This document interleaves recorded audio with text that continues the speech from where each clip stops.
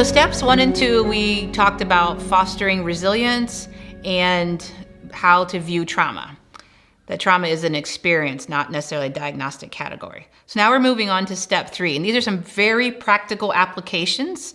Step 1 and 2 are a lot of theory type things and giving you information.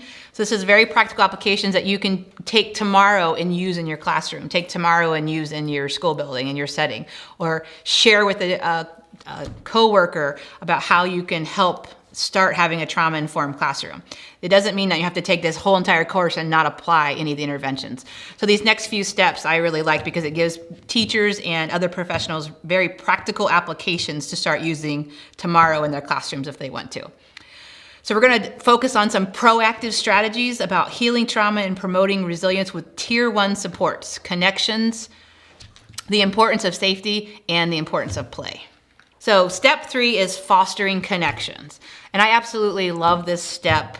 I think sometimes we diminish or don't place enough importance on connection and belonging with our young people. I'm going to take you back to that first thing we talked about with the factors of resilient children is having a supportive adult-child relationship. And I mentioned to you that's so hopeful to me. It brings me joy that you as a teacher, as a professional in the school building, by just having a relationship with a young person can give them sources of hope and the ability to solve some of their issues and to survive the adverse experiences that they're having.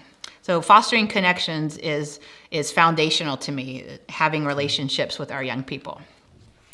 Another really exciting thing for me for professionals working in school is we know that school connectedness, being connected to your school, is the strongest factor in reducing incidents of anxiety, depression, suicide, substance abuse, and violence.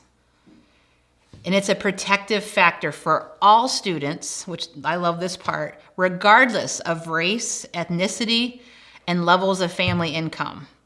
So to me, that's just so exciting that you creating a sense of belonging, you creating connections with the people in your school.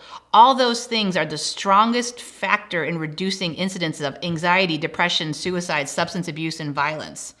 I mean, if we could reduce the instances of those of our young people in our schools, imagine how better off our schools would be. And that all can be done by you by fostering connections in your classroom.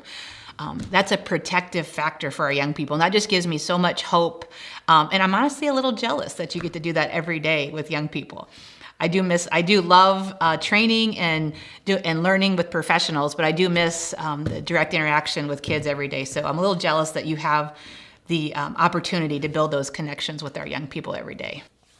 We know that connections are the single most common factor for children who develop resilience.